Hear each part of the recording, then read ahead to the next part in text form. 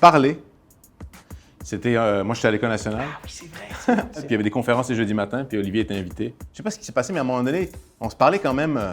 Il y avait comme une espèce d'aller-retour où j'ai fait, mais pourquoi personne monte les belles-sœurs avec, mettons, juste une distribution d'arabe? Ouais. Puis toi, de me répondre, mais fais-le, toi! Je sais pas comment on t'est rendu à cette espèce de niveau de familiarité-là, alors qu'on se connaissait pas du tout. Oui, assez vite, on s'est senti, j'oserais dire, une parenté d'esprit, puis en étant à la fois aussi très, très différentes. Puis en plus de se faire rire, puis de dire des conneries. Ah, il y a aussi un petit fond de « Ah, c'est vrai, toi aussi, t'es d'ailleurs. Ah, ben moi aussi. » Je me disais que je me reconnaissais plus chez un Olivier Kemet que, je sais pas, chez quelqu'un d'autre. C'est le fameux verre qui n'est pas à moitié rempli ou à moitié vide, cette idée que parce qu'on serait moitié québécois et moitié autre, ce mot-là même de moitié nous pose problème. Pour nous, le verre est à chaque fois plein et c'est une superposition de couches, de nationalité, de croyances, de provenance dans le millefeuille de la construction identitaire. Ah, t'as bien plugué 1000 dans Est-ce que j'ai millefeuille. bien plugué 1000? Il a bien plugué 1000. 1000, ça raconte l'histoire d'un homme qu'ont connu Monique Spaziani puis Rob Polka, quelqu'un qui a émigré au Québec en 1948 et qui a eu une vie assez rocambolesque. Ils en ont des souvenirs.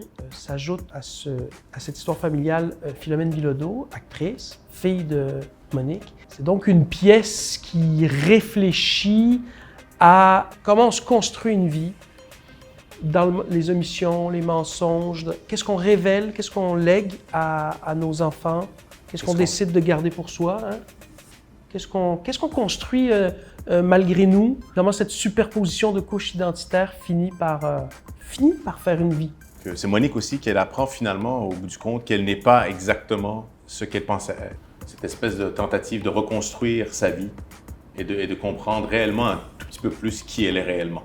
Et comment plus on cherche à comprendre qui on est, plus ça devient complexe et donc plus intéressant. C'est une histoire, finalement, malgré le fait extraordinaire, typiquement montréalaise, à savoir une franco-québécoise qui se croit être d'origine italienne, puis finalement, c'est plus complexe que ça, avec Rob Polka, un anglophone qui parle parfaitement français, mais qui est anglophone, puis puis Philo, là, et qui se sont pas connus, dans le cas de Rob et Monique, qui se sont pas croisés, puis qui finalement se rencontrent, puis c'est un peu les deux solitudes.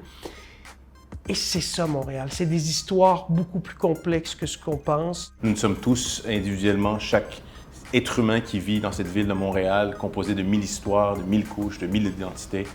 Et c'est ça qu'on va tenter de raconter sur scène.